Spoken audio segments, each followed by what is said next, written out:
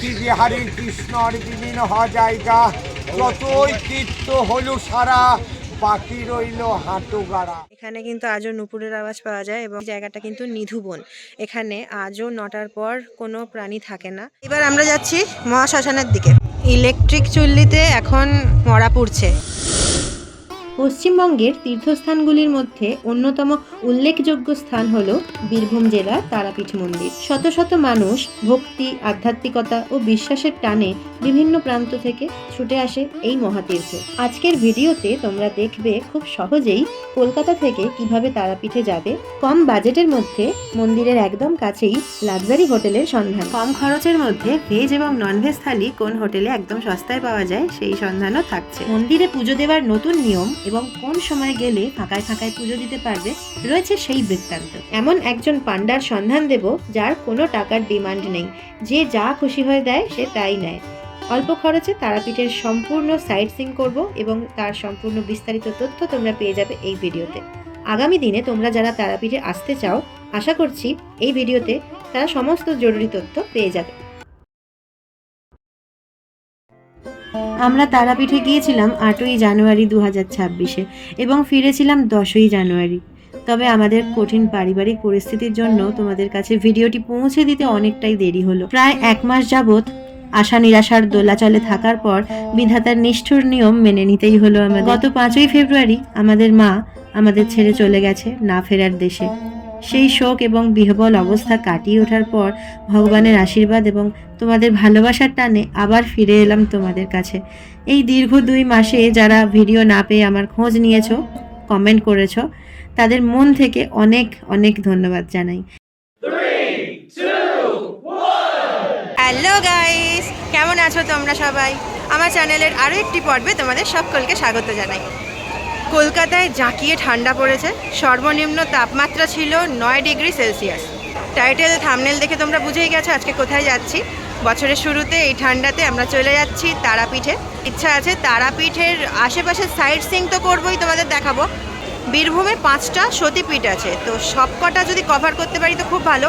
তবে তোমরা আগের পর্বে শান্তিনিকেতনে কঙ্কালীতলা মন্দির আছে, সেটা তোমরা দেখে নিয়েছো। তো কঙ্কালীতলা মন্দিরে আমরা যাব না। যারা দেখোনি তারা ওপরের আই বাটনের লিঙ্কে গিয়ে শান্তিনিকেতন ট্যুর ব্লগের ভিডিও দেখে নিতে পারো। সেখানে কঙ্কালীতলা সতীপীঠের সম্পূর্ণ তথ্য পেয়ে যাবে। হাওড়া স্টেশনের পুরনো পার্ট যেটা, সেটা দিয়ে আমরা ঢুকেছি।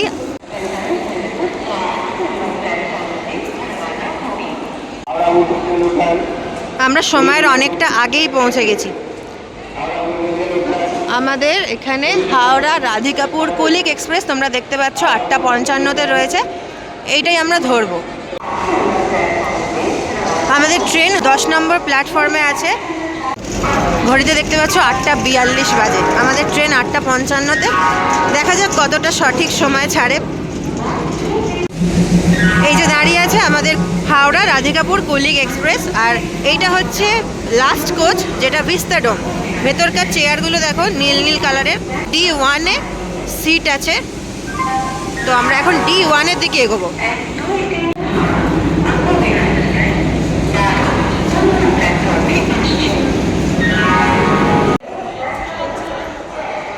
পৌঁছে গেলাম D1-এর সামনে।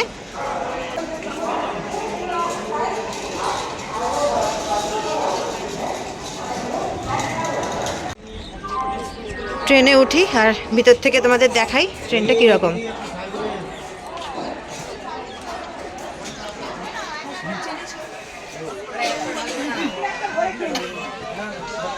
$115, 16, 17 নম্বর এই 3টে সিট হচ্ছে আমাদের। যেহেতু এক্সপ্রেস ট্রেন তাই এখানে তোমরা বাথরুমের ফেসিলিটি পেয়ে যাবে। এখানে একটা আয়না রয়েছে। না, জল নেই এখনো, পড়ছে না, জল ভরবে হয়তো পরে। বাথরুমটা দেখাই, বেশ পরিষ্কার পরিচ্ছন্ন বাথরুম। তারাপীঠ যেতে গেলে তোমরা কুলিক এক্সপ্রেস ছাড়াও আরও অনেক ট্রেন আছে যেগুলো করে যেতে পারো। তার মধ্যে বন্দে ভারত আছে। বন্দে ভারতে তোমরা একটু তাড়াতাড়ি যেতে পারবে যেহেতু ফার্স্ট ট্রেন। রামপুরহাট স্পেশাল আছে, কবিগুরু আছে, সরাইঘাট আছে। 8:55 বাজে আর আমাদের ট্রেনটা ছেড়ে দিল একদম পারফেক্ট টাইম মতন।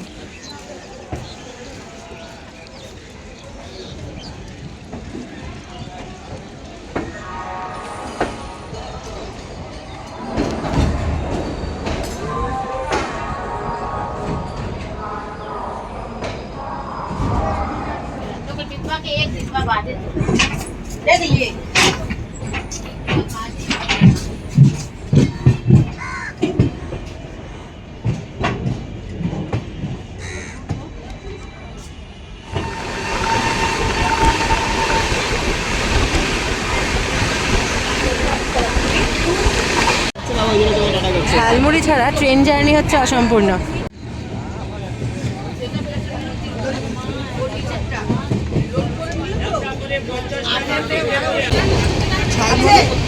অনলি 20।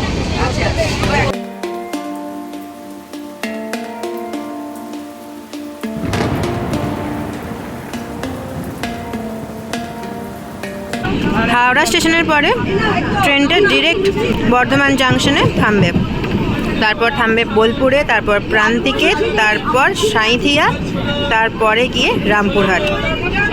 আমরা ট্রাভেল করছি সেকেন্ড ক্লাস সিটারে, আর মাথা পিছু ভাড়া পড়ছে 105 টাকা করে। কুলিক এক্সপ্রেসে 4 রকমের সিটিং অ্যারেঞ্জমেন্ট আছে, বাকিগুলোরও প্রাইস তোমাদের বলছি। যেমন এরপরে আছে চেয়ার কার 370 টাকা মাথা পিছু, তারপর আছে ইকোনমি ক্লাসে 520 টাকা করে, আর ভিস্তাডোম তোমাদের আসার সময় তো দেখালাম, ওটা পার হেড 990 টাকা করে।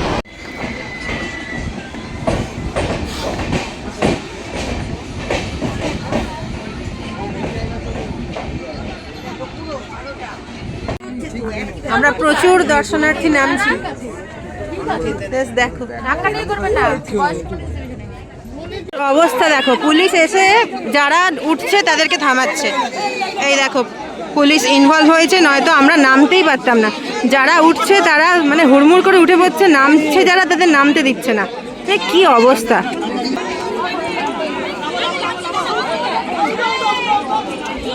মানে যা হোক করে প্রচণ্ড যান হাতে নিয়ে লাগেজ নিয়ে কিভাবে যে নামবো বুঝতে পারছিলাম না। অনেক কষ্ট করে পুলিশের মধ্যস্থতায় আমরা নামতে পেরেছি। একটা সময় ভয় হয়ে গেছিলো যে নামতে পারবো কি না। 12:33 আমাদের নামার কথা ছিল, নেমেছি আমরা 1:33, মানে রীতিমতন 1 ঘন্টা লেট। তো এটা বাজে রকমের অভিজ্ঞতা হলো ট্রেন থেকে নামার সময়। এটা খুবই রিস্কি, অ্যাক্সিডেন্ট হওয়ার জন্য মানে যখন তখন যা খুশি হতে পারে। তো এইটুকু খারাপ অভিজ্ঞতা বাদ দিয়ে বাকিটা ভালোই। আমার কুলিক এক্সপ্রেস ভালোই লাগে, কারণ ট্রেনটা বেশ পরিষ্কার পরিচ্ছন্ন।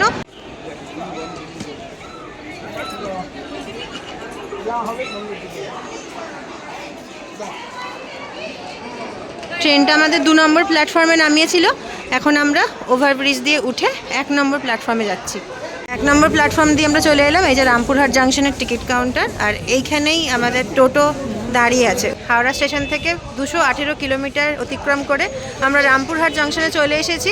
আর আমাদের সাথে আমাদের টোটো দাদার একটু বাদেই দেখা হবে, আমরা চিনি না, আমরা আমাদের পরিচিত এক দাদার কাছ থেকে এনার নাম্বারটা নিয়েছি। যেহেতু জেনুইন লোক, তাই আমরা এখানে এসে আর খুঁজিনি, কারণ আমরা অনেক জায়গা ঘুরবো, তো সঠিক টাকা নেবে, আবার ভালো করে ঘোরাবে, ব্যবহার ভালো হবে, তাই র্যান্ডম কাউকে না খুঁজে আমি আমার পরিচিতর কাছ থেকে রেফারেন্সে এনার নাম্বার পেয়েছি, তো তোমাদের সাথে ওনার পরিচয় করিয়ে দেবো। আপনি লালনদা, আপনার আমাদের দাদার কাছ থেকে আপনার নাম্বার পেলাম। ভালো আছেন তো? আচ্ছা, তো আমরা প্রথমে ঘুরবো, তারপর আপনার কাছ থেকে প্রাইসটা ভালোভাবে জেনে নেব যাতে সবার সুবিধা হয়। এখন কোথায় যাব আমরা? এখন আমরা তারাপীঠ মন্দির, আমাদের যে হোটেল বুক করা আছে সেই হোটেল। আচ্ছা, তাহলে এখন আমরা হোটেলে যাচ্ছি। 1:37 বাজে এখন, আর আমরা প্রথমে হোটেলে পৌঁছবো। দেখা যাক হোটেলে পৌঁছতে কতক্ষণ লাগে। আচ্ছা দাদা, এই সময়টাই কি পিক টাইম না? হ্যাঁ, এটাই ঠিক টাইম। এই টাইমে ভিড় হবে ভালোই। ফাঁকা থাকে কোন টাইমে? ফাঁকা থাকে আপনার যে দুর্গাপুজোর আগের 1 মাস। আচ্ছা, মানে আপনার যে কৌশিক অমাবস্যার পরে যে অমাবস্যাটা হয় মহালয়া, ওই টাইমটাতে একটু ফাঁকা থাকে। আর এই টাইমটা ডিসেম্বর জানুয়ারি ভালোই ভিড় থাকে তারাপীঠ।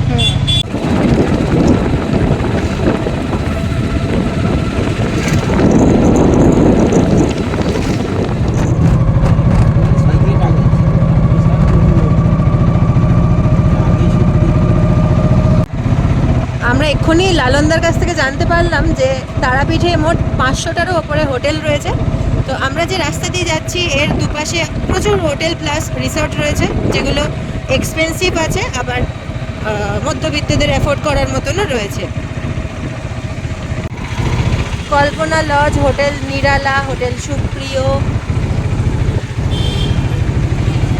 হোটেল মহারাজ, পরপর এটা দ্বারকা নদী। হ্যাঁ, দ্বারকা নদী।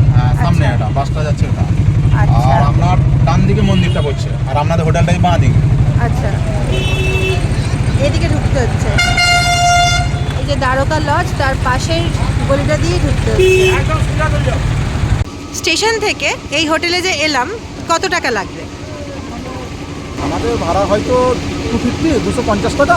আচ্ছা, কিন্তু রানাদা থ্রুতে এসছে আমার 200 টাকা পড়বে। মানে শুধু আমাদেরকে যে নিয়ে এলে হ্যাঁ, তাই জন্য, তাই। আর বাকি ঘোরা সব আলাদা। আলাদা। আমরা তো 3 জন আছি, বুক করে নিয়েছি, আলাদা ব্যাপার। যারা একা ট্রাভেল করতে চায়, রামপুরহাট জাংশন থেকে কিভাবে হোটেলগুলোতে আসবে? বড় গাড়িতে আসতে হবে, 12 সিটের 14 সিটের গাড়ি।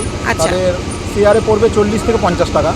প্রথম গাড়িগুলো পড়বে 50, একটু পায়ে হেঁটে অনেক দূরে গেলে তখন 40 টাকায় পড়বে।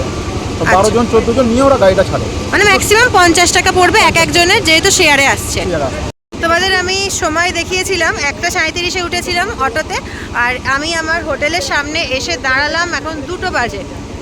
মোটামুটি আধা ঘন্টা লেগে যাবে আমরা যে হোটেলে আছি সেখানে পৌঁছানোর জন্য। আর এছাড়া আমাদের হোটেল থেকে কিন্তু মন্দির পায়ে হাঁটা দূরত্বে 5 থেকে 10 মিনিট লাগে।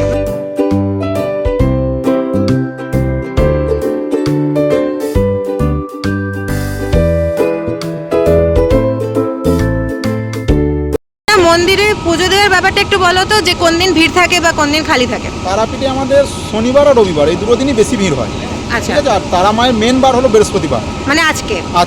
কিন্তু ওটা ভিড়টা কম থাকে শনি রবির তুলনায়। আর সকালে ভিড় বেশি হয়? সকাল দিকে ভিড়টা বেশি হয়, দুপুর দিকে মানে ভোগের টাইমের পর আপনার ভিড়টা কম থাকে। আমাদের মায়ের ভোগ হয় 1টা থেকে 2টা পর্যন্ত, সেই টাইমটা মন্দির পুজো বন্ধ থাকে। আর প্রসাদ পাওয়ার ব্যাপারটা? প্রসাদ আপনার ওইখানে পান্ডাকে বলে আপনার পান্ডার সঙ্গে মানে টাকা দিয়ে আপনার প্রসাদটা নিতে হবে। মানে কুপন কাটতে হয়? কুপন কাটার সিস্টেম নেই, আপনার যেরকম টাকা নেবেন, আপনি 501 টাকা 301 টাকা যেমন প্রসাদ নেবেন, হ্যাঁ। আমরা 3 জন 4 জন যেমন থাকবে ওটা প্রসাদটা আমি নিয়ে পান্ডাদিকে বলে আপনাদের মধ্যে রুমের মধ্যে চলে আসবে। হোটেল গঙ্গাতে ঢুকছি আমরা, পাশেই হোটেল সুদক্ষিণা রয়েছে। তোমাদের একটা জিনিস দেখাই, পুরো বিল্ডিংটা কিন্তু একই ছাদের তলায়, কিন্তু দুটো হোটেল আলাদা। এটা হোটেল সুদক্ষিণা আর এটা হোটেল গঙ্গা।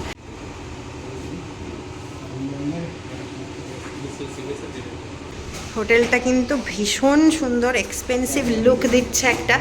যতটা এক্সপেন্সিভ লুক দিচ্ছে ততটা টাকা কিন্তু নয়। তবে তোমাদের আমি কত প্রাইস লাগছে না লাগছে সমস্তটাই তো জানাবো। এই যে, thank you so much. Wow, ঘরটা তো দারুণ।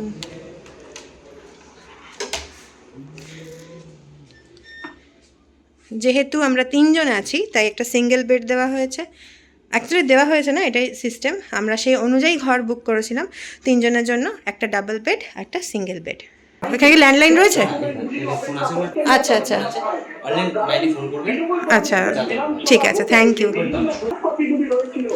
এখানে এই কভারটা খালি, এখানে তোমরা ব্যাগপত্র রাখতে পারো।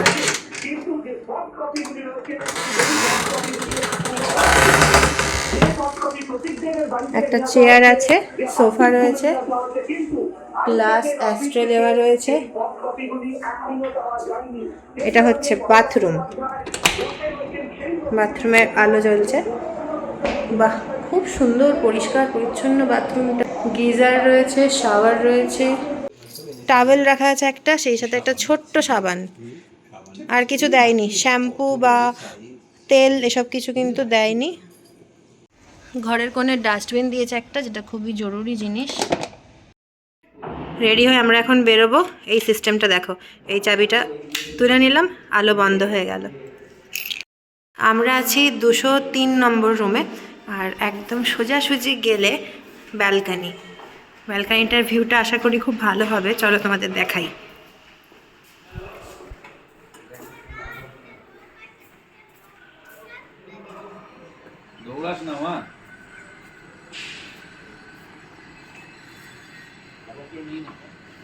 দেখো, লিফটও আছে কিন্তু এই হোটেলে। আমরা যে হোটেলে আছি এটা কিন্তু ফুডিং নেই, এখানে শুধু লজিং। তো আমরা যাচ্ছি এখন খেতে। যে জায়গায় খাবো সেটা তোমাদের কাছে দেখাবো। তো চেষ্টা করবো একটুখানি চিপেস্ট জায়গায় খেতে, কারণ সবাই এক্সপেন্সিভটা এফোর্ড করতে পারে না। এই যে লম্বা রাস্তাটা দেখছো, এই সোজা চলে গেলে বাঁদিকে আমাদের হোটেলটা পড়ছে। একদম সোজা চলে এসেছি খাবো বলে। এখানে অনেক খাবারের হোটেল আছে। আর এই যে টোটোগুলো দেখছো, এই টোটোগুলো করেও তোমরা র্যান্ডামলি কিন্তু সাইট সিইংয়ে যেতে পারো। শুধু একটু বার্গেন করে নেবে, কারণ যে যেরকম পারে টাকা পয়সা নেয়। এই দেখো, এটা হচ্ছে দ্বারকা নদী। আমি দেখাচ্ছি তোমাদের দ্বারকা নদীর অবস্থা, একদম শুকিয়ে গেছে। বর্ষাকালে এখানকার জল অন্যরকম বেড়ে ফুলে ফেঁপে ওঠে, তখন একরকম রূপ হয়। এখন আবার দেখো একদম শুকনো। যে রাস্তাটা দিয়ে হেঁটে তোমাদের দেখালাম, ওই রাস্তা দিয়ে আস্তে আস্তেই ডান দিকে রয়েছে তারামা সরণি, আর বাঁদিকে ঢুকলেই এই লম্বা রাস্তাটা দিয়ে এসে তোমরা কিছুটা এগোলেই বাঁদিকে দেখতে পাবে আশুতোষ লজ অ্যান্ড হোটেল। তো এই আশুতোষ লজ অ্যান্ড হোটেলেই আমরা ঢুকবো। এখানকার খাবার নাকি খুব ভালো, আমরা খবর পেয়েছি। দেখো কি কি পাওয়া যায়, এখানে দাম সমেত লেখা আছে। দামটা লেখা থাকলে সুবিধা হয় বুঝতে। চলো ভেতরে যাই। হোটেলটা কিন্তু বেশ সাজানো গোছানো, ফল সিলিংয়ের কাজগুলো বেশ আকর্ষণীয়, আর প্রচুর ভিড় হয়েছে দেখতে পাচ্ছি।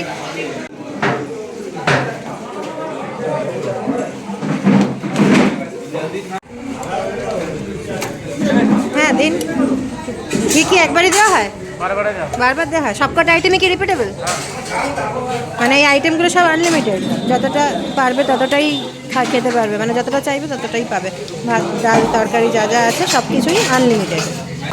আমাদের খাওয়া দাওয়া প্রায় শেষের পথে। তো যেগুলো ইনক্লুডেড ছিল না সেটা হচ্ছে আমড়ার চাটনি আর পাঁপড়, এই দুটো আনলিমিটেড, মানে যত চাইবে তত দেবেন। একটা জায়গায় দুটো পাঁপড় দিয়েছে, চাইলে আরও দেবেন। মানে এখানে খাওয়া মানে পুরো পয়সা ওসুল। এইমাত্র আমরা আশুতোষ হোটেল থেকে খেয়ে বেরোলাম। ভেজ থালি এখানে 70 টাকা করে। এখন 4:13 বাজে। আমরা খেয়ে দিয়ে সাইট সিংয়ের জন্য বেরিয়ে পড়েছি।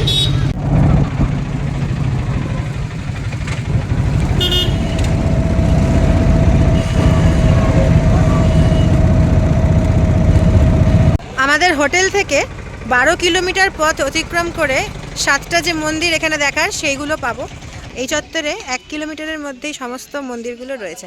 লাস্ট প্রান্তে চলে এসেছি, মানে এখান থেকে পরপর ব্যাক কাউন্ট করে, মানে যে রাস্তা দিয়ে এলাম এখান থেকে আবার পরপর গেলে মন্দিরগুলো পেয়ে যাব। যে জন্য আমরা একদম সর্বশেষ মন্দিরের কাছে চলে এসেছি, সেটা হচ্ছে হাটুগাড়া মন্দির। হ্যাঁ এই যে ইনি হাই বলেছেন। হাই যখন বলে দিলেন তো আরও কিছু বলুন। আপনি কি এখানকার স্থানীয়? এই মন্দিরটার নাম হাটুগাড়া। হাটুগাড়া কেন? কৃষ্ণ ভগবান এখানে হাঁটু গেড়ে অন্তর্ধান হয়েছে, এই জন্য নাম হাটুগাড়া। আর নিত্যানন্দ মহাপ্রভু তার মা বাবাকে সপ্ত সাগর সপ্ত গঙ্গার জল নিয়ে এখানে স্নান করেছিলেন, তাই এটা গঙ্গার স্থান। আচ্ছা আপনার নামটাও বলে দিন। সুমন ঘোষ। আচ্ছা এই দোকানটা কি আপনার? না, আপনি স্থানীয়? অনেক ধন্যবাদ আপনাকে। হরে কৃষ্ণ হরে কৃষ্ণ হরে কৃষ্ণ। এটা হলো বীরচন্দ্রপুর। নিত্যানন্দ প্রভুর ছেলের নাম হলো বীরচন্দ্র, তার জন্য নিত্যানন্দ প্রভু নাম রেখেছেন বীরচন্দ্রপুর। 1 চক্র ধাম, নিত্যানন্দ প্রভুর জন্মস্থান, গুপ্ত বৃন্দাবন এখন দর্শন করছেন। নিত্যানন্দ প্রভুর মা বৃদ্ধ বয়সে বলেছিল, বাবা আমি খানি গঙ্গার সাগর যাব। প্রভু মাকে নিয়ে যেতে পারিনি, তার জন্য নিত্যানন্দ প্রভু বললো, মাগো ওরা গঙ্গার সাগর গেছে, যাক তোমাকে আমি এখানেই গঙ্গার সাগরে চান করাবো। কি করে করাবি রে বাবা? দেখো মা আমি কি করছি। হাঁটুগিরি যত তীর্থ গঙ্গার সাগর দেশে আছে সবাইকে হাঁটুগিরি আহ্বান করলেন নিত্যানন্দ প্রভু, যে আমার মা বাবা চান করবে, আপনারা সব সকল মিলে ওখানে যাবেন। মা পদ্মাবতীকে আর হারাই পণ্ডিতকে চান করালো। মায়ের নাম পদ্মাবতী, বাবার নাম হারাই পণ্ডিত। জলে যে পড়ে আছে কৃষ্ণ ভগবান বাঁকি বিহারী। জগন্নাথের মন্দিরের কাছে আছে দেখবেন মাজা বেঁকা, ড্যাং বেঁকা, ঘাড় বেঁকা, নামটাও আবার বাঁকা। উনি যত লীলা খেলা করি আমাদের এই মর্তে এসে আমাদের এই পেটটা চালাবার জন্য এইখানে ধানের চাষ করেছিলেন। নিত্যানন্দ প্রভুর মার চান করা জায়গা, বাঁকি বিহারী কৃষ্ণর বিলীন হওয়া জায়গা, যতই তীর্থ হলো সারা, বাকি রইল হাঁটুগাড়া। এটা হাঁটুগাড়া আশ্রম। উনি 1 চক্র ধামে হেডমাস্টার। মাইনা টাইনা লেয় না, আপনি যেমন কর্ম করবা মা আপনার বাড়িতে মাইনা প্রভু পৌঁছে দেবে। কবে দেবে বলা মুশকিল। যদি ভালো কর্ম করে থাকেন সুদামার মতন ঘর একখানা বানিয়ে দেবে। হরে কৃষ্ণ হরে কৃষ্ণ হরে কৃষ্ণ। বাবার মুখে তো তোমরা পুরো ইতিহাসটাই খুব সুন্দরভাবে শুনে নিলে, আমি আর কি বলবো। তাও দেখো এখানে অনেক কিছু লেখা রয়েছে। এই হচ্ছে সেই কুণ্ড। এখানকার জল মাথায় ঠেকানো মানে হচ্ছে বিশাল পুণ্যের কাজ। তোমরা অবশ্যই এই জায়গায় আসবে। এখানে দেখো একটা ত্রিশূল আছে একদম মাঝপথে। হাঁটুগাড়া মন্দির নাম কেন হয়েছে সবটাই তো শুনলে বাবার মুখে। তো আমি নিচে নামবো, একটু পিচ্ছিল আছে, জুতো খুলে এখানে নেমেছি, একটু পিচ্ছিল আছে, খুব সাবধানে নামতে হবে।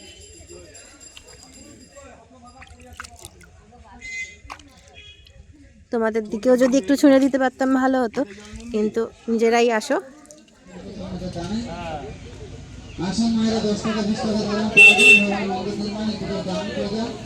এই যে মন্দিরটা দেখছো, এটা শুরু হয়েছে, এটা দানের মাধ্যমে হচ্ছে, মানে তোমরা যারা আসবে তারা কিছু কিছু দান করে যাবে, তোমাদের দানের দ্বারাই এই নিত্যানন্দ প্রভুর মন্দিরটা গড়ে উঠবে। রাধা গোবিন্দ মন্দির অ্যাকচুয়ালি এটা গড়ে উঠবে, এখনও এটা আধা কাজ হয়েই পড়ে রয়েছে। মন্দিরের জন্য দান অবশ্যই করো যতটা সম্ভব, কারণ এই মন্দির তৈরির সময়কার একটা ইঁট, একটা গাঁথনিও হয়তো তোমার নামের হতে পারে, তাই তোমাদেরই ভালো লাগবে দেখবে। আবার আমরা চলে এসেছি অটোতে, নেক্সট মন্দিরে যাব। খুব ভালো লাগলো এখানে দেখে, আর মানুষগুলো খুব আন্তরিক। এটা কোন মন্দির?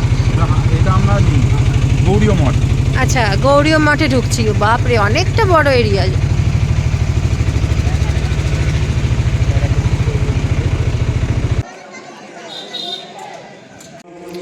এখানে মহাপ্রসাদের কুপন সংগ্রহ করতে হবে, এছাড়া ঘর ভাড়া পাওয়া যায়।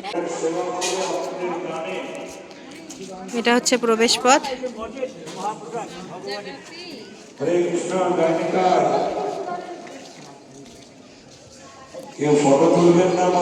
মঠের ভেতরে ক্যামেরা অ্যালাউড নয়, ফটো তোলা বা ভিডিও তোলা অ্যালাউড নয়।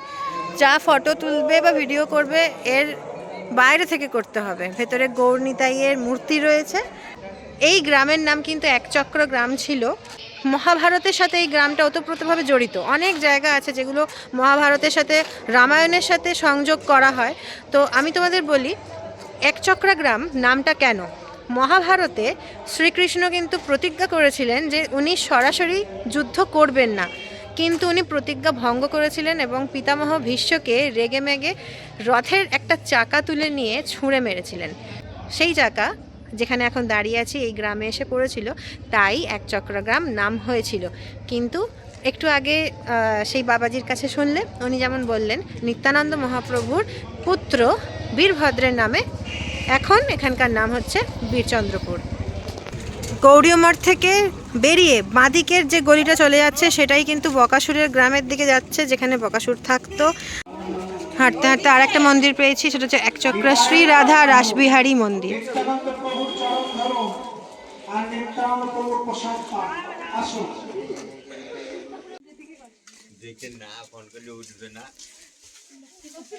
রাস্তার দুপাশে এখানে পুজোর নানান সামগ্রী পাওয়া যাচ্ছে। দেখো, কণ্ঠীর মালা এখানে খুব কমন, যেহেতু বৈষ্ণব মতে কণ্ঠীর মালাটা পরা হয়, সেই জন্য কণ্ঠীর মালাটা এখানে সব দোকানে পাবে। যখন পাণ্ডবদের অজ্ঞাতবাস চলছিল তখন মাতা কুন্তিকে নিয়ে পঞ্চপাণ্ডব এই গ্রামেও কিছুদিন ছিলেন। ওনারা যখন অজ্ঞাতবাসে ছিলেন তখন এখানকারই এক বৈষ্ণব ব্রাহ্মণের বাড়িতে ছিলেন। বকাসুর এখানে বসবাস করত। বকাসুর যেহেতু একজন রাক্ষস ছিল, তাই সে প্রতিদিন মানুষ ধরে ধরে খেত। তো এইভাবে জনসংখ্যা যখন কমে যাচ্ছে, মানুষ ভীষণই ভীত হয়ে পড়ল। তখন তার সাথে রফা হলো যে বকাসুর প্রত্যেক দিন গরুর গাড়ি বোঝাই খাবার খাবে এবং একটা করে মানুষ খাবে। এইভাবে চলতে চলতে যখন সেই বৈষ্ণব, যার বাড়িতে পঞ্চপাণ্ডবরা অজ্ঞাতবাসের অন্য পরিচয় ছিল, তখন সেই বৈষ্ণব পরিবারেরই একজনের পালা আসে বকাসুরের কাছে বধ হওয়ার জন্য। তখন কিন্তু মাতা কুন্তির আদেশে ভীম সেই বকাসুরকে বধ করেছিল। মাতা কুন্তি আদেশ করেছিলেন যে যে বাড়িতে আমরা রয়েছি সেই বাড়ির মালিককে বা সেই বাড়ির নানান মেম্বারকে বকাসুর মেরে ফেলবে, ভীম তুমি থাকতে এটা হতে পারে না। বকাসুরকে ভীম মেরে দিয়েছিল খুবই সহজে। তারপরে এই গ্রাম বকাসুরের কাছ থেকে মুক্তি পেয়েছিল। সেই জায়গায় আমরা এখন যাচ্ছি। যে গল্পটা এক্ষুনি তোমাদের বললাম তার সত্যতা যাচাই করার জন্য দেখো, এখানে লেখা রয়েছে, আদি পর্বে মহাভারত বর্ণিত এই স্থান একচক্রা নগরে বাস করত বক রাক্ষস। তারপর লেখাটা তোমরাই পড়ে নাও বস করে। তো এই হচ্ছে সেই স্থান। ভেতরে ঢুকে ভিডিও বা ছবি তোলা নিষেধ, যার জন্য ভেতরটা তোমাদের দেখাতে পারবো না, তোমরা নিজেরা এসে তারপর দর্শন করো। জুতো খুলে আমরা বক রাক্ষসের এখানটা হাঁটছি। বিশ্বাস করো, একটা গা ছমছমে অনুভূতি হচ্ছে। আর এই জায়গাটা না একদম খালি, ক্ষেত গাছপালা এইভাবে দাঁড়িয়ে রয়েছে। সন্ধ্যা হব হব সময়, আর এখানটা বেশ একটা গা ছমছমে অনুভূতি রয়েছে। দেখো, এটা কে, বকরাক্ষস নাকি? ভিতরে তো ভিডিও করা বারণ, ভিতরে কথা বলে এলাম, ওনারা খুব সুন্দরভাবে জায়গাটার মাহাত্ম্য বুঝিয়ে বললেন। ভিতরে নিতাই গৌড়ের মূর্তি রয়েছে এবং পঞ্চপাণ্ডব, কুন্তী মাতা এবং ব্যাসদেবের একটি মূর্তি রয়েছে। অনেক রোমহর্ষক গল্প শুনলাম। এখানে কিন্তু আজও নুপুরের আওয়াজ পাওয়া যায়, এবং এই যে জায়গাটা তোমাদের দেখাচ্ছি, এই জায়গাটা কিন্তু নিধুবন। এখানে আজও 9টার পর কোনো প্রাণী থাকে না। আর এই গাছগুলো দেখছো, এই গাছগুলো কিন্তু এক একজন গোপিনী। এই জায়গাটা থেকে 17 কিলোমিটার দূরে গিয়ে ভীম বকাসুরকে মেরেছিল। বকাসুরের জন্য পাঠানো খাবারগুলো নিজেই খেয়ে নিয়েছিল, সেটা দেখে বকাসুর খেপে গেছে, তো যুদ্ধ হয়েছে, মারাত্মক যুদ্ধ। এখন আছি নিতাই বাড়ি, শ্রী শ্রী নিত্যানন্দ প্রভুর জন্মস্থানের সামনে। এর ভেতরে কিন্তু মোবাইল অ্যালাউড নয়, মোবাইল জমা রাখে, তো যতটা সম্ভব তোমাদের বাইরে থেকেই দেখাবো। এই হচ্ছে নিত্যানন্দ মহাপ্রভুর বাড়ি।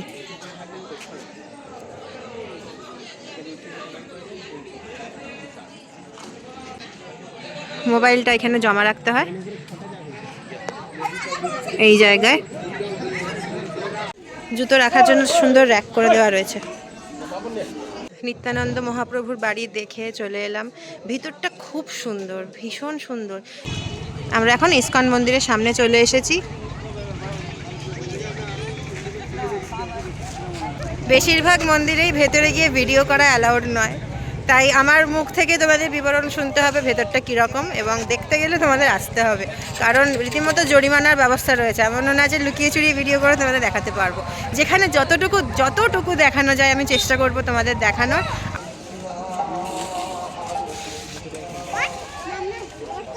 এইটা হচ্ছে প্রবেশদ্বার। এখানে নানান ধরনের দোকান দেখতে পাচ্ছি, যেখানে বৈষ্ণবদের জিনিসপত্র রয়েছে, গীতা থেকে আরম্ভ করে চৈতন্য মহাপ্রভুর ওপর বই, ব্যাগ, খোল সব কিছু। এখানে প্রসাদ বিক্রি হচ্ছে।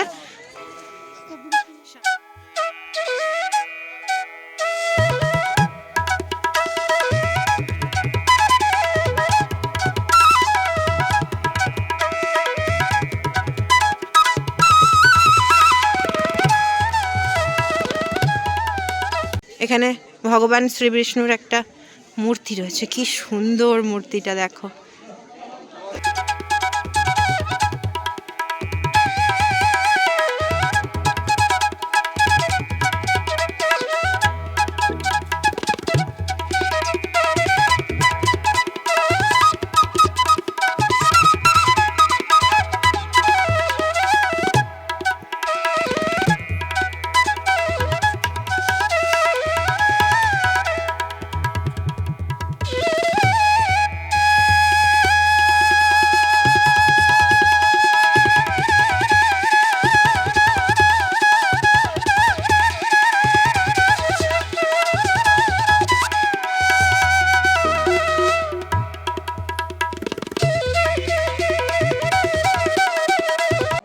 এই জায়গাটা থেকে তোমরা প্রসাদ কিনে নিতে পারো, ইস্কন মন্দিরের প্রসাদ।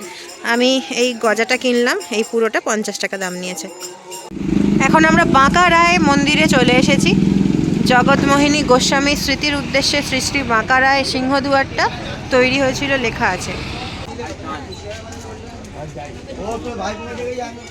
আমরা যে রাস্তা দিয়ে এগিয়ে এসেছি, এখানে প্রথমে জগন্নাথ দেবের মন্দিরটা পড়বে, তারপর প্রভু বাঁকা রায়ের মন্দিরটা এই দিকে। তো প্রথমে আমরা জগন্নাথ মন্দিরটা দর্শন করব।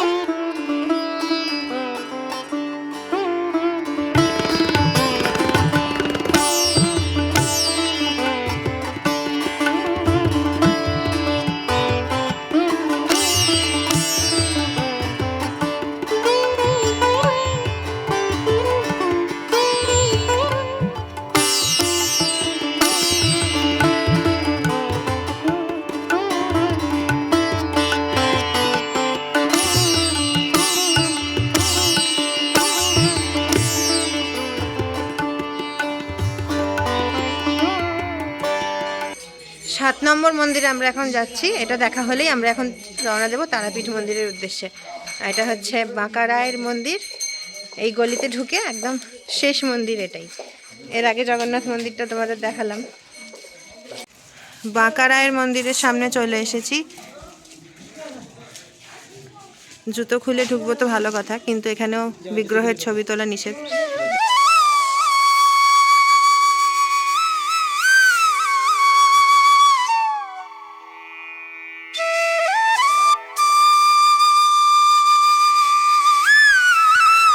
ভিডিওর এই অবধি যদি চলেই আসো তাহলে কষ্ট করে একটা লাইক করে দাও আর সাবস্ক্রাইব করে দাও, তাহলে আমি ভিডিও বানাতে ভীষণ উৎসাহ পাই। তো এখন আরতি শুরু হয়ে গেছে, ভেতরে যাই।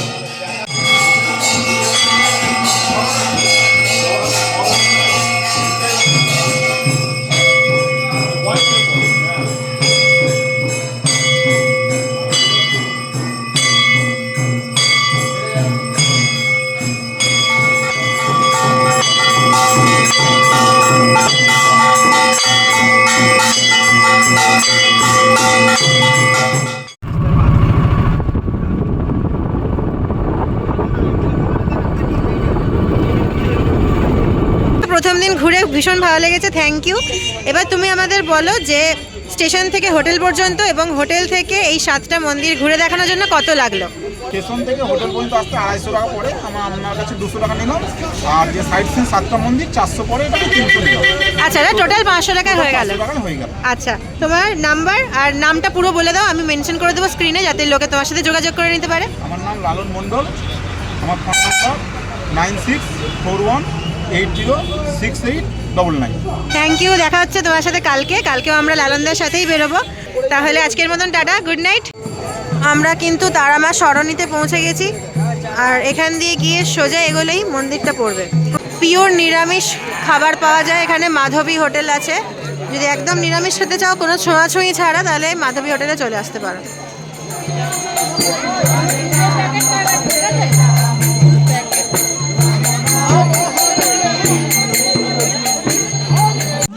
এখান থেকে ডালার দোকানগুলো শুরু হচ্ছে দুপাশে।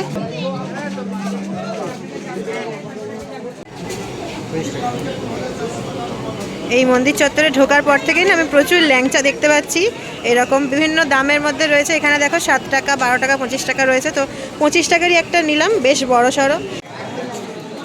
মন্দিরের কাছাকাছি এই যে আছে মৌমিতা পূজা ভাণ্ডার, এখানকারই পূজারীর সাথে আমাদের যোগাযোগ হয়েছে বাবুদার সূত্রে, যার সূত্রে আমরা হোটেলে এসেছি, আবার খাবার দাবারের জায়গাগুলোয় যাচ্ছি। সেই সব কিছুর রেকমেন্ডেশনই আমাদের পরিচিত বাবুদা, তোমাকে অনেক অনেক ধন্যবাদ জানাচ্ছি। মৌমিতা পূজা ভাণ্ডারের এখান থেকে আমরা 51 টাকা 2টো ডালি কিনে নিয়েছি, কাকার নামে একটা ডালি, আমাদের নামে একটা ডালি। তো এখান থেকে তোমরা কিনে নিতে পারো। যে পান্ডাকে নিয়েছি এনার নাম তন্ময় বাবু, তো তার ফোন নাম্বার দিয়ে দেবো, যদি দরকার পড়ে তার সাথে যোগাযোগ করে নিতে পারো লোকেশান জানার জন্য বা পুজো দেওয়ার জন্য, তার তোমাদের হেল্প হবে।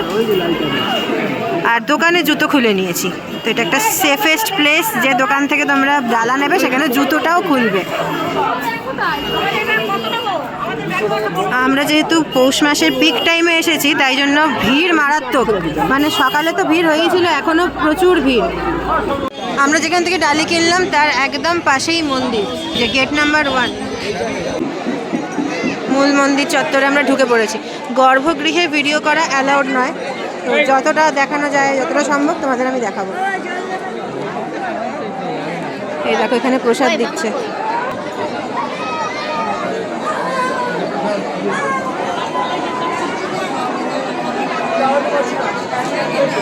এই যে স্ক্রিনগুলো দেখছো, এই স্ক্রিনে সন্ধ্যা আরতির সময় পুরো আরতিটা দেখানো হয়।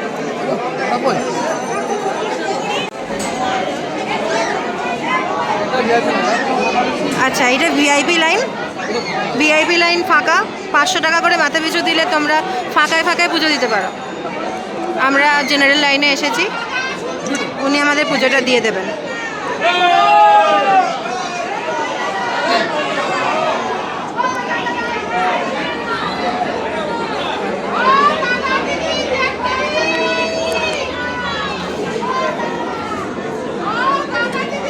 মাকে জোড়া করে মাকে বলুন নমো বিষ্ণু, নমো বিষ্ণু, নমো বিষ্ণু, বিষ্ণু বিষ্ণু, নমো অপবিত্র পবিত্র বা সর্ববস্ত্রাং ততো বিবাহ পৌষ মাসে ধনুরাশিতে ভাস করে তীর্থা বারেভ্য। নিজের নিজের নাম গোত্র বলুন মাকে।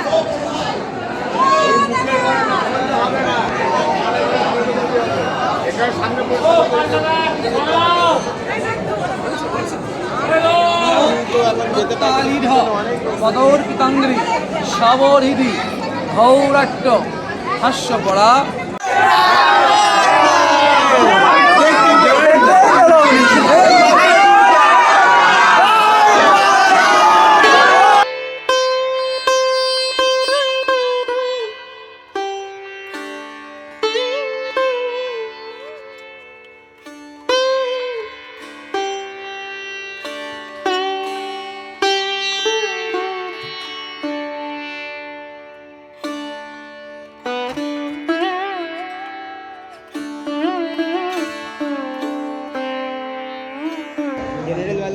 এখানে আমরা ধূপ জ্বালাবো।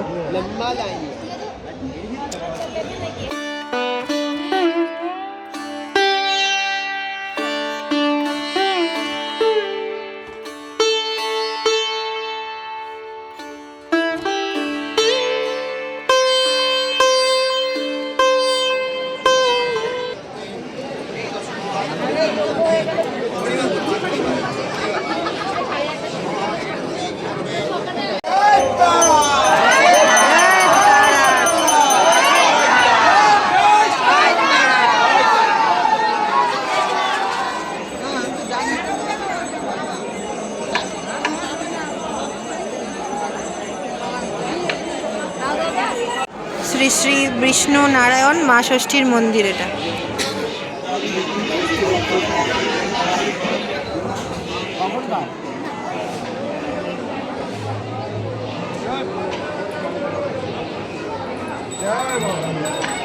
এখানে মা তারার মূর্তি রয়েছে, এটা হচ্ছে চন্দ্রচূড় ভৈরবের মন্দির।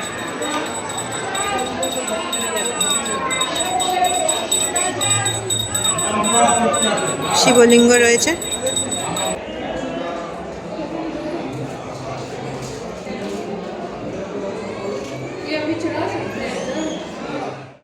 মন্দির থেকে পুজো দিয়ে আমরা বেরিয়ে গেলাম, আর যে দোকানে আমরা জুতো রেখেছিলাম সেখান থেকে আমরা জুতোটা নিয়ে নেব।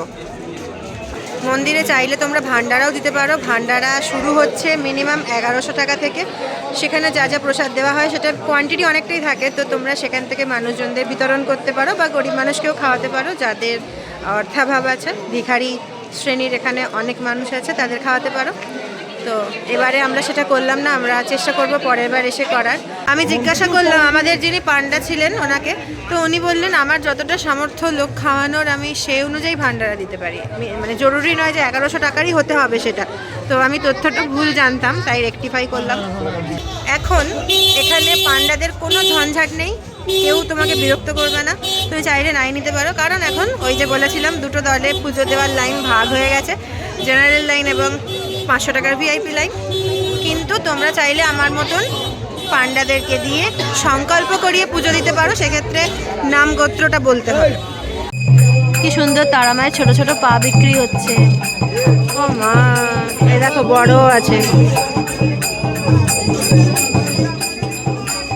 তারাপীঠ মন্দির ভোর 5:30 থেকে রাত্রি 9টা পর্যন্ত খোলা থাকে।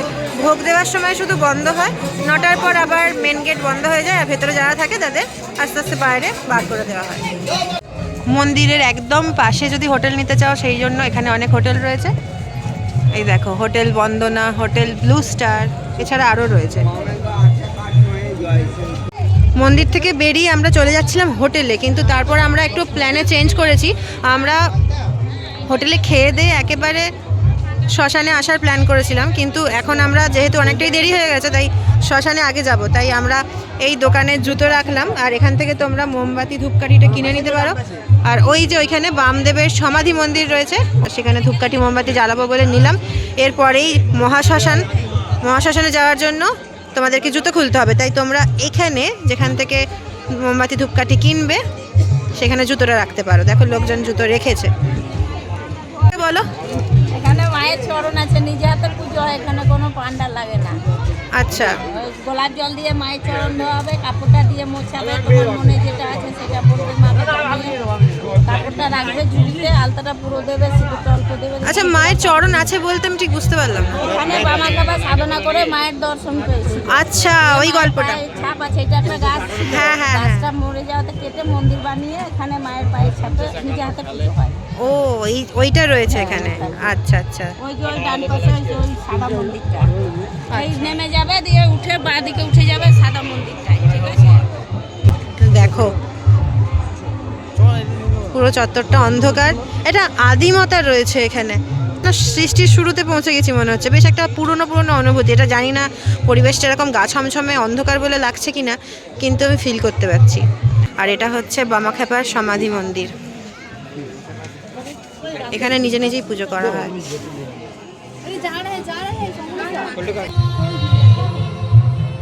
ও জয় গুরু বামদেব। বামাখ্যাপার মূর্তিটা কি অপূর্ব লাগছে মোমবাতির আলোয়।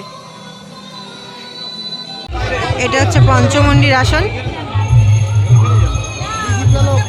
লাইন দিয়ে পঞ্চমুণ্ডির আসনেও আমরা ধূপকাঠি জ্বালব। তারাপীঠে সর্বত্রই তন্ত্রের কাজ,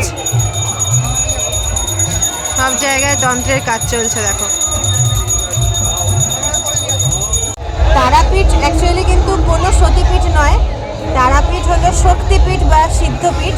সিদ্ধপীঠ কথার অর্থ হলো এখানে এসে সাধনা করলে সিদ্ধি লাভ করা যায়। আর সাধক বামাখ্যাপা এখানে সিদ্ধি লাভ করেছিলেন, তারপর থেকেই এটি সিদ্ধপীঠ বলে গণ্য করা হয়। তো সেই তারাপীঠে বসে আছি। 200-250 বছরের বেশি পুরনো নয় এই তারাপীঠ। বামদেবের সময়কাল থেকেই তারাপীঠের মন্দির তৈরি হয়েছিল, আর ভক্তগণ তারপর থেকেই এখানে সাধনা করার জন্য আসে। শ্মশানে এখানে বহু অঘরী তান্ত্রিক আছে যারা সাধনা আজও করে চলেছেন। অন্যান্য মন্দিরের থেকে এই মন্দিরটা অনেকাংশেই আলাদা। আমরা এবার মহাশ্মশানের উদ্দেশ্যে যাচ্ছি। এখানে রাস্তাঘাট খুবই মানে এবড়ো খেবড়ো, খালি পায়ে তো একটু প্রবলেম হচ্ছে। এখানে নানান জায়গায় তাঁবু খাটানো আছে, সেখানে কিছু তন্ত্রের ক্রিয়াকলাপ হচ্ছে। রাতের বেলা খালি পায়ে হাঁটা খুবই বিপজ্জনক, এখানে কিচ্ছু দেখতে পাচ্ছি না। আর একটা কথা আমি বলতে চাই, এখানে দক্ষিণা দেওয়া বা ভিখারিদের মানে এত পরিমাণে ভিখারি, আর সব জায়গায় এত বেশি পরিমাণে দক্ষিণা চাইছে যে মানে পেরে ওঠা যাচ্ছে না। তো বেশি করে খুচরো পয়সা সাথে রাখবে যাতে দক্ষিণা দিতে সুবিধা হয়। তোর নাম কি বাবু? আমার নাম ফুলচাঁদ। হ্যাঁ, ফুলচাঁদ। ফুলচাঁদ। ফুলচাঁদকে আমি ধরেছি, পাকড়াও করেছি। ফুলচাঁদ আমাদেরকে শ্মশানটা ঘুরে দেখাবে। চলো। শ্মশানে কি বললি তখন? কাঠের চুল্লি? এখন কাঠে পোড়ায় না, ইলেকট্রিক হয়েছে, ইলেকট্রিক ইলেকট্রিকে পোড়ায়। আচ্ছা, একদমই কাঠে পোড়ানো হয় না? হয় এই জায়গায়। এই জায়গাটায় হয়? ও আচ্ছা। তারাতন্ত্র সামগ্রী, এখানে তন্ত্রমন্ত্র শেখানো হয়, দীক্ষা দেওয়া হয়। তো ভালো জিনিসের ভালো ফল, খারাপ জিনিসের খারাপ ফল, এটাই হচ্ছে সার সত্য কথা।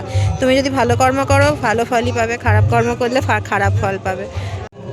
এইটা হচ্ছে কাঠের চুল্লি। মাঝে মাঝে এখনও ইউজ হয়, কিন্তু বেশিরভাগই ইলেকট্রিক চুল্লি ইউজ হয়।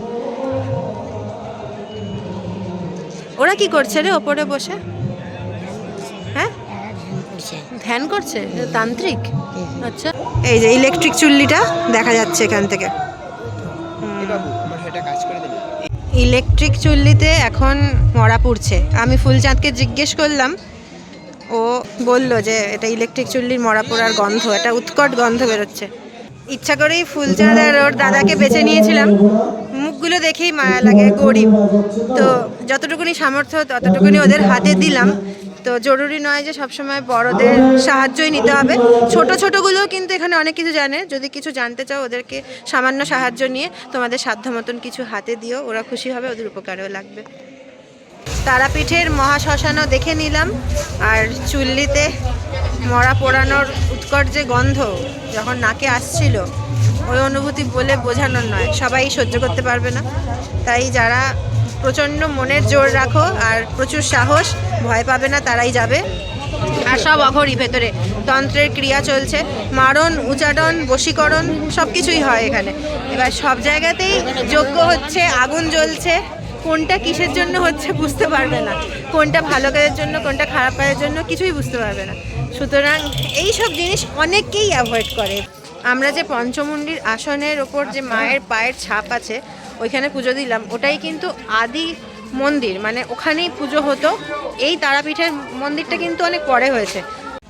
10টার কাছাকাছি বাজে, কালকেও অনেক সকালে উঠতে হবে, তাই জন্য আমরা বেশি কিছু খোঁজাখুঁজি না করে মন্দির চত্বরেই পূজারিনী বলে একটা বড় হোটেল দেখতে পাচ্ছি, এই রেস্টুরেন্টে ঢুকবো। এটা হচ্ছে মশালা ধোসা, এটার দাম নিয়েছে 100 টাকা, সাইজ অনেকটাই বড়। এটা হচ্ছে রুটি আর একটা তড়কা, মিক্স ভেজ রুটি তড়কা আর ধোসা মিলিয়ে আমাদের 200 কত 258 টাকা লেগেছে। রুটিটা একটু শক্ত, চামড়া চামড়া টাইপের, নরম হলে ভালো হতো। মিক্স ভেজটা কিন্তু তুলনায় স্বাদ বেশি তরকার থেকে। যাই হোক, খাওয়া দাওয়া শেষ করি, তারপর দেখা হচ্ছে।